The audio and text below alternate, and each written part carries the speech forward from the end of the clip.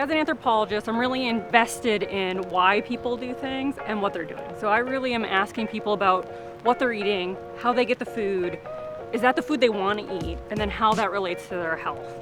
And that's really important at a natural history museum, like where I work, because we really want to understand how science impacts people's actual lives. Like, how can we do science that improves lives, right? And so the other part of our mission is this environmental component, right? Because how our neighborhoods look affect what food you can get, but it also affects what your neighborhood looks like, what you feel, what you can do in it. And that's like really important for sustained health. And so you mentioned a very important point, how our neighborhoods look affects how we feel. Exactly. Right? It manifests from our mental to our physical. We call it neurobiology. Yeah. And what have you seen? How does that affect you? Well, what's really interesting is a lot of the studies are just on like quantity, how many parks or green space. We tend to want to count things as scientists, right? It's the same thing when you talk about where food is. How many grocery stores do you have? But it's not just how many, it's the quality, right?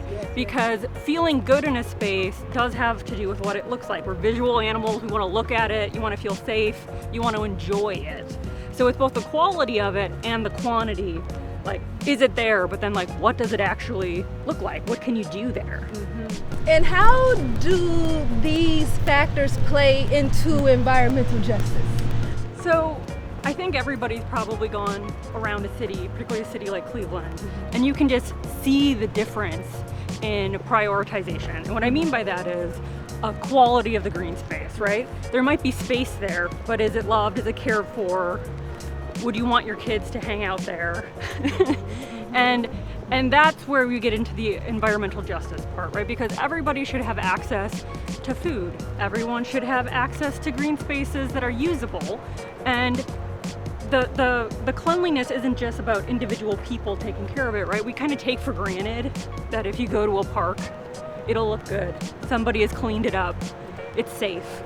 And so that's that structural component. So there's both the use, the more you use it, the more likely it is to be clean and well cared for, but also the more well cared for it is, the more likely you are to use it, right? So both things have to be in place.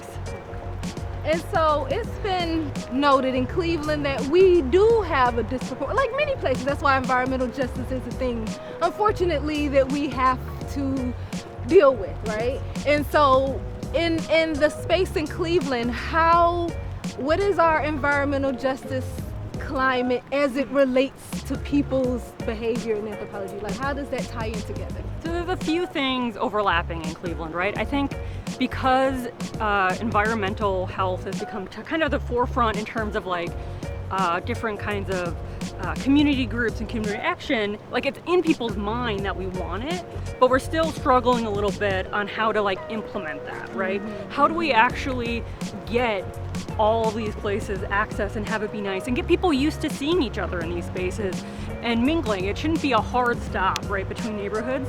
They should blend, ideally, right? We should be able to really enjoy and connect all these beautiful green spaces, all these metro parks. We have such great resources here.